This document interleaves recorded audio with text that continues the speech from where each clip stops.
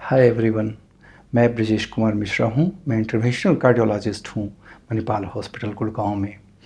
आज हम एक बर्निंग इशू को डिस्कस करने जा रहे हैं।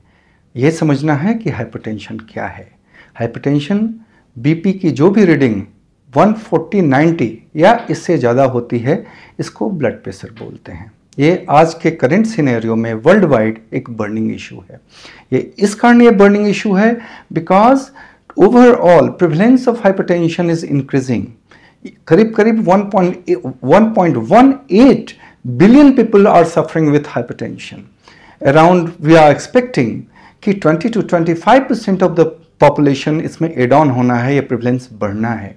अगर हम देखें तो overall 8.5 million people are per year dying because of complication of hypertension. जितने भी कार्डियोवैस्कुलर इवेंट हैं, मायोकार्डियल इन्फार्क्शन है, स्ट्रोक है, इसकी वजह से मॉर्टिलिटी होती है और जिसको हाइपरटेंशन एक मेजर कंट्रीब्यूटर है। अभी जो हाइपरटेंशन हम देख रहे हैं वो एक सैंपल है because most of the people are ignorant, they don't know about the hypertension. तो इसकी मेजरमेंट और या जो प्रिवेलेंस है वो ट्रू प्रिवेलेंस हम डिटेक्ट नहीं कर पाते। वो क्यों नहीं कर पाते? वो इस कारण नहीं कर पाते कि majority of people suffering with hypertension they are asymptomatic. केवल माइल्ड हेडेक या स्लाइट गिडनेस और अनस्टेडनेस ऑफ गेट से हाइपरटेंशन के पेशेंट प्रेजेंट करते हैं।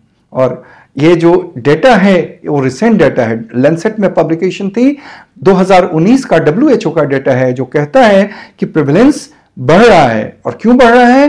Because of the life style changes, because of the ageing, because of the ageing population we are getting more and more patient. और ये data कहती है कि अगर 30 से 79 साल 79 ईयर्स तक के पेशेंट के पॉपुलेशन की स्क्रीनिंग करें तो around 50% of the male and females are suffering with hypertension.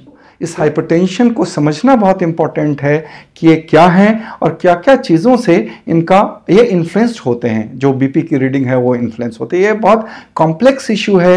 ये बिहेवियरल या पर्सनालिटी इशू हो सकती है, डाइटरी इशू हो सकती है, सोशल बिहेवियर होती है, जेनेटिक कंपोनेंट होते हैं। बहुत सारी चीज़ें बीपी को रेगुलेट करती है। आपका sympathetic surge, parasympathetic surge, there are so many things which regulate. कहते हैं जो जेनोमिक सीक्वेंसिंग है, अगर सोडियम रिटेंशन हो जाए, water retention, this is one of the hypothesis, जबकि बीपी जो है सूट कर जाती है। तो ऐसे सिनेरियो में ये बहुत इंपॉर्टेंट है कि हम ब्लड प्रेशर के प्रॉब्लम को पहचानें और उसको अर्ली ट्रीट करें। अगर हम उसको अर्ली ट्रीट करते हैं तो मॉर्टिलिटी इतनी जो सिग्निफिकेंट हो रही है हम उसको रिड्यूस कर सकते हैं। उससे ज़्यादा डिसेबिलिटी, स्ट्रोक या पैरालिसिस के पेशेंट बेड रिडन हो जाते हैं, हम उसको प्रिवेंट कर सकते हैं। तो ये जो हाइपरटेंशन का रिस्क फैक्टर है ये कि अगर हो किसी को तो कार्डियक रिस्क ट्वाइस हो जाता है, लेकिन अगर दूसरे रिस्क फैक्टर इसमें एड ऑन हो जाएं जैसे डायबिटीज या डिस्लिपिडेमिया, ओबेसिटी,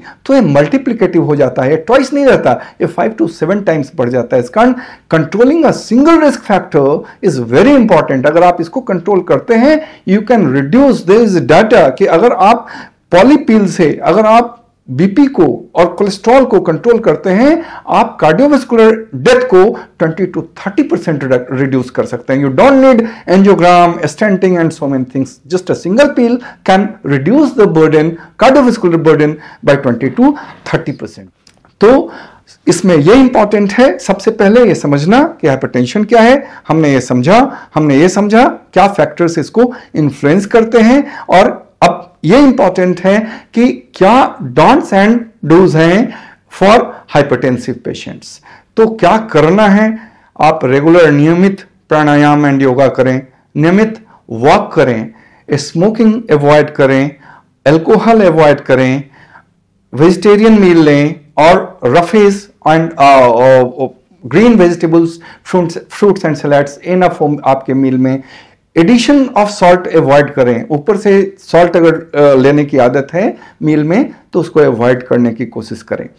ये डाटा बहुत क्लियर है कि अगर हम हाइपरटेंशन को इंटेंसली कंट्रोल करें, there was some significant research, spin trial and others, उसने ये दिखाया कि अगर बीपी को हम एग्रेसिवली मॉडिफाई करते हैं तो हाइपरटेंशन रिलेटेड कार्डियोवैस्कुलर मॉर्टिलिटी को हम रिड्यूस कर सकते हैं। बट मोस्ट इंपॉर्टेंट है पीपल को अवेयर बनाएं, पीपल को एजुकेट करें about the hypertension and it's after effect or the cardiovascular and the risk of a stroke and myocardial infarction, these all are linked. If you are preventing hypertension, most probably you are significantly going to reduce the impact on your health by cardiovascular death and morbidity. Thank you.